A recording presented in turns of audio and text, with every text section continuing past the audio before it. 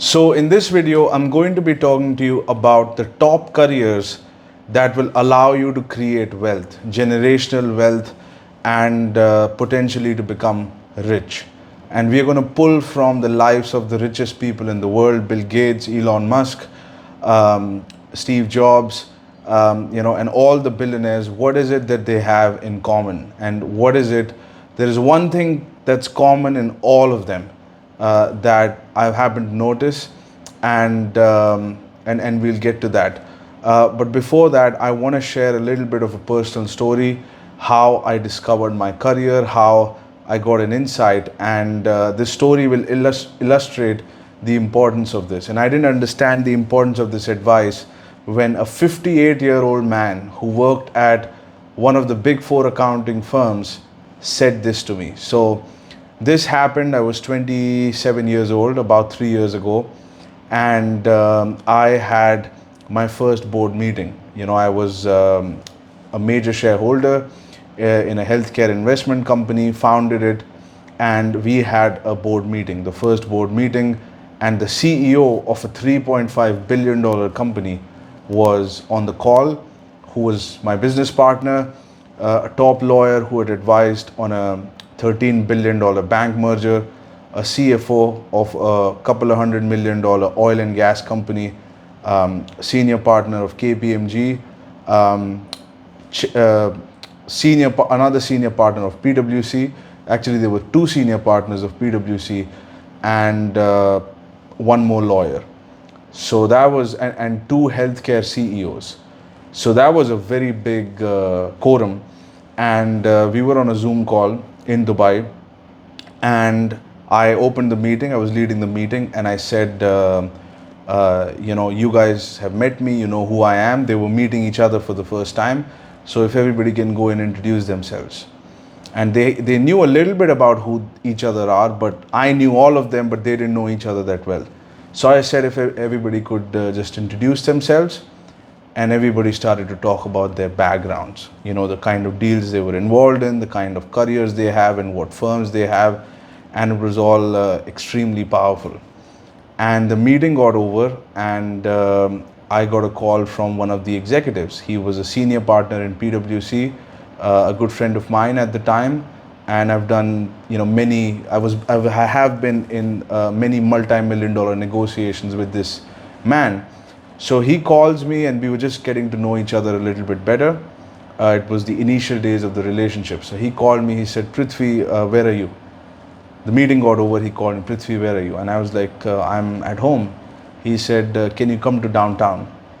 And I said, "Sure, what's up?" And he said, "I just want to buy you a drink, and just talk to you."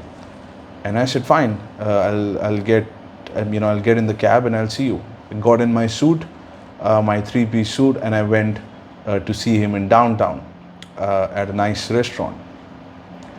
And he was looking at me differently. We had met a couple of times, but this time he had his eyes wide open. And this guy is a very big senior executive. He was also a CFO for a couple of $100 million company in oil and gas.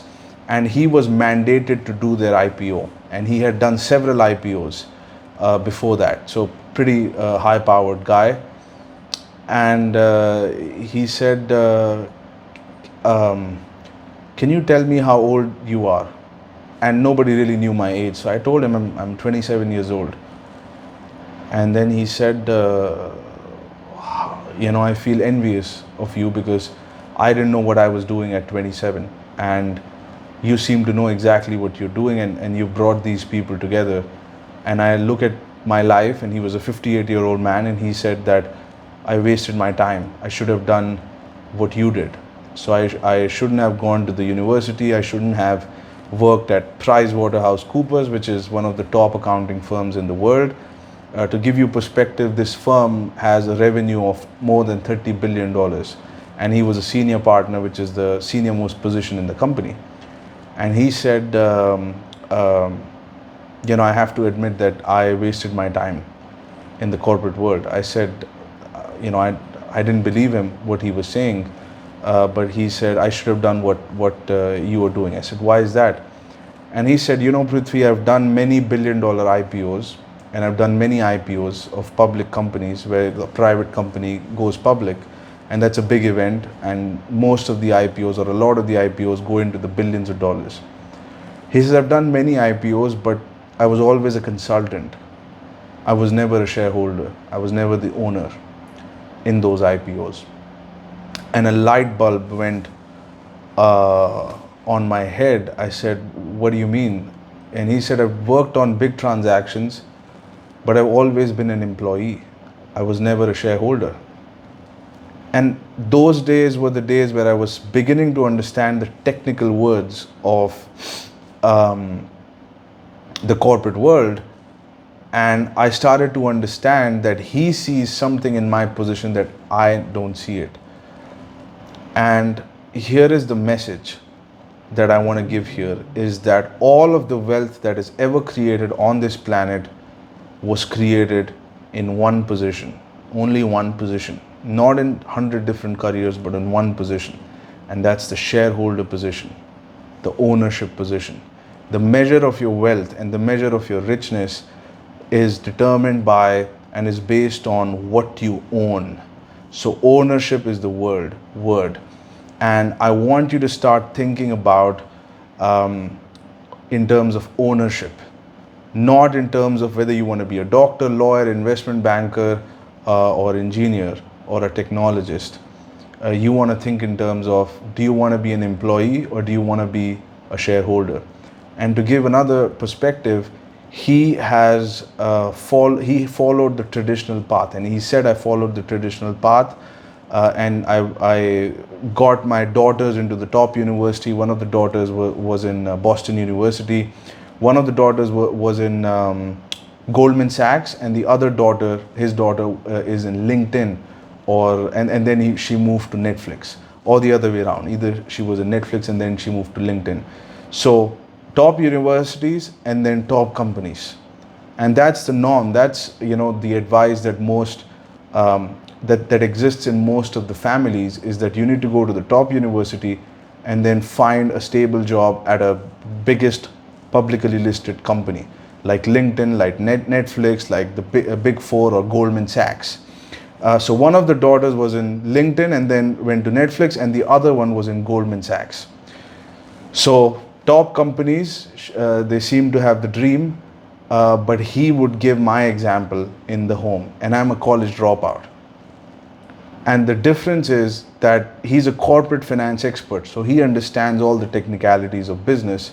And what he saw over his career was that all of the money was made in the shareholder position, not by the employee, not by anybody who was in the employee category. It doesn't matter if they were known as CEOs or CFOs. Were they shareholders or not? Simple question. Are you an owner or are you an employee? Doesn't matter what the title is: senior investment officer, senior investment advisor, senior investment director. It doesn't. Do you have shares in the company or not? If so, how much? And most of the money is made in the major shareholder, when somebody's a major shareholder. So you have to think in terms of not doctor, lawyer, engineer, but employee or owner. That's the how you should think: a shareholder or an employee. And that's the framework here. There are better scientists or better technologists than Elon Musk in the world, believe it or not, and he'll admit this, that there are extremely smart people on his team that in some cases, I don't want to say it, but better at making rockets than him. But do they have ownership in SpaceX? Yes or no? And are there better car engineers than Elon Musk? Yes. But are they shareholders or not? Why is it that Apple, I think, has crossed Microsoft? I don't know it for a fact, but if it has, Apple is such a big company, I think in valuation of trillions of dollars. But why is it that Steve Jobs was worth a couple of $1 billion and Bill Gates is worth hundreds of billions of dollars? And the difference in this little word called shareholders, or ownership. So it doesn't matter how big the company. I mean, it does matter, but what is your shareholding in that? Do you have any? And where do you see most people applying for a career? In the employee position. How many people really sit down and think about, you know what, I'm going to have ownership in companies? Warren Buffett made all his money in ownership positions. He didn't make any money or any significant money in an employee position. I don't know if he had an employee position. Maybe he did in the initial days, but his whole business and his whole job is to analyze this one position in biggest of the companies, and that's the shareholder position. What's the value of shares? And that is what is known as securities analysis, and securities basically shares. So securities analysis is he analyzes which company's ownership is valued at how much over a long period of time, and how much are they going to grow, and how much that position is going to grow. So he understood early on that all of the money is going to be made in shareholder positions. So we don't ever want to lose sight of this. This is a difference between millions and billions of dollars, this little word called shareholder. So he decided that, okay,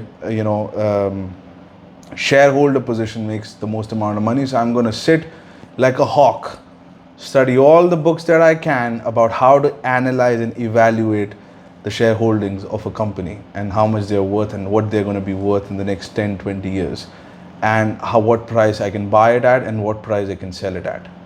That's it. So that's the business he was in. I'm sure there were moments in the career of Bill Gates, like him or hate him, he's made a lot of money, where he sat down and he had to think, okay, do I sell more shares? Do I dilute myself down? Do I exit completely? And he held on to his shares. I'm not saying that you should hold on to your shares, but at least you have to be a shareholder. Mark Zuckerberg is a shareholder. Were there better technologists than Mark Zuckerberg in his company? Probably. And then some people may say, okay, what about the CEOs who are billionaires like Sundar Pichai or Chamath Palihapitiya, who was the COO of Facebook, and Sundar Pichai is the CEO of Google. These people were employees. How is it that they have billions of dollars? Well, the reason they have billions of dollars is not because of the salary, because they were given stock in the company, because they were given ownership in the company, and they were only given a minority stake in the company. So you can measure what is the value of the shares that Sundar, with all my respect, great guy, Chamath Palihapitiya versus the founders like Zuck or Sergey Brin. So you have to position yourself at a shareholder position. And no matter what you call yourself, a doctor, lawyer, it doesn't matter. Elon Musk calls himself a technologist, and I love Elon, but he calls himself a technologist, but that's not why he is rich. He's not rich because he's a technologist. He's rich because he has ownership in the company. There are many technologists in the world that are not as rich as him. The real key is ownership. President Trump, most of his career has been about having ownership in companies. So that's really how you want to think about it. You don't want to think necessarily, you can think in terms of industries, but ultimately it's about the ownership. No matter how many how you come to this, how you structure it, and what pathway you choose, you have to end at this place called shareholder position. And ideally you want to be the major shareholder who controls the company. So that is what the whole business of creating wealth is about. Wealth is determined by things that you own, so ownership is really key. If you're an employee, you work for money and you create value. Yes, you work hard, but you don't have ownership in what you create. Somebody else is the owner. You're building somebody else's ship, so you want to be on board. I was reached out by kind of like a software engineer of an upcoming startup. They had raised a lot of money, and he wanted my advice, and he said, how can I move up in the company? This company, he said, has big plans, and they have a software that it's going to change the world, etc., etc. I believe in the project. This was an Indian guy who was working, recently shifted to Malaysia in a tech company. So he said, this is going to be big. And I said, yeah, fine, the company may be big. What's your goal? And he said, I want to make about $250 million. I said, okay, and how big do you think the company is going to be? And he says, probably $1 billion, etc. It wasn't $1 billion company, but he said that it may become something big. I said, fine, doesn't mean that that money is going to come to you. What's your position? He said, I'm in sales. I said, the company can go to trillions of dollars. If you remain in the position that you're in, you're not going to make a lot of money. And he said, what do I do? I said, you have to get into a shareholder position. And he says, can you tell me how do I navigate that, and how do I? And then I gave my thoughts, and I evaluated a little bit, but he wasn't willing to move his position. He did not see that the position he has gotten himself in isn't just completely misaligned with the goal he has. He's not going to make that kind of money being an employee. It's just not possible, even if he's working for a big company. So really, and I also met a lot of doctors. Doctors are known to make a lot of money, and I've met plastic surgeons. And among doctors, surgeons are the ones that make a lot of money. So I met surgeons, and the ones who make the most amount of money are the ones who own businesses, have ownership in the businesses. So I've met doctors, with, it's going to sound strange, but a top nose surgeon with a ponytail and a diamond watch drives an Aventador. I've met doctors like that. Another doctors have big mansions. And almost all of them have one thing in common: they're shareholders. So you could be a doctor and be an employee, or you could be a doctor and be a owner in the company. And you could be a major shareholder or minority shareholder. That's another thing. Even among the shareholders, there's minority and the majority. You want to be the majority shareholder. And that's how you make a lot of money, by having ownership. I know it sounds very simple, but it's true. And as simple as it is, you can see the behavior of the large masses where they are applying for to spend most of their lives in. It's in the employment position. Why? Because it's safe. It has a fixed salary associated with it. There is no risk involved, and they can sleep peacefully.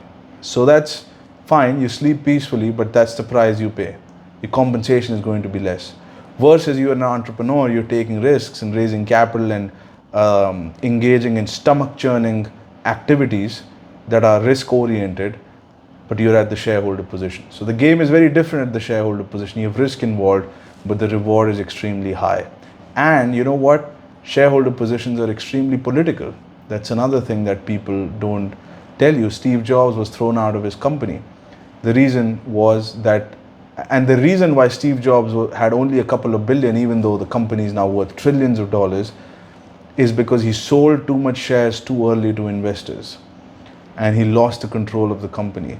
And when the new investors came, there was a board of directors that fired Steve Jobs. We all know the story. And that was because he was no longer a majority, he became a minority. Now, because he was Steve Jobs, he earned his way back in, but it was a big struggle. And even after that struggle, even after being a super success, he was worth $1 billion. Now, it doesn't sound so bad, he was worth a couple of $1 billion, but if you look at the size of the company, his shareholdings wasn't a lot, and probably he wasn't even doing it for that. But if I have to ask him, would you mind if you had more shares? I wouldn't say he would say no. So that's the lesson here.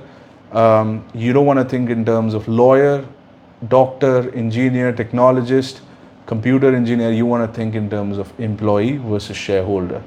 And shareholders make a lot of money. So you want to be in that position, assuming the company is profitable, obviously. If the company is loss making, then yes, employee has making more money than the shareholder, and shareholder is putting his money into the company. But if the company is profitable, the shareholder makes the most amount of money. So that's the lesson here. When you're picking a career, you could be a lawyer, but are you employee lawyer or are you a shareholder lawyer? Meaning, do you own the law firm? There are lawyers who call themselves lawyer, but they own the law firm, or doctors who own the medical practice. And here is another thing, little secret. You don't have to be a doctor to own a medical company or own a hospital. So actually, to be a shareholder, you don't have to have the expertise that a doctor would have, because you just have shares in the company. It would be similar to buying a stock in a healthcare company. In fact, I know somebody in UAE, one of the largest healthcare groups, which is about $10 billion. The owner of that company, this company owns hospitals all around the world. And the owner of that company was a pharmacist. So he had some expertise as to how to prescribe medicines, but he wasn't a doctor, and he was worth billions of dollars. So that tells you that you don't even have to have the expertise to be at the shareholder level, not necessarily, and you can still make a lot of money. So that's how I want you to think. Next time you have a business opportunity, yes, you do look into the industry, yes, you do look into the role or the label, but fundamentally you have to assess, am I going to be an employee or am I going to be a shareholder? That's the key advice here. If you like the video, hit that subscribe button, and I'll talk to you soon.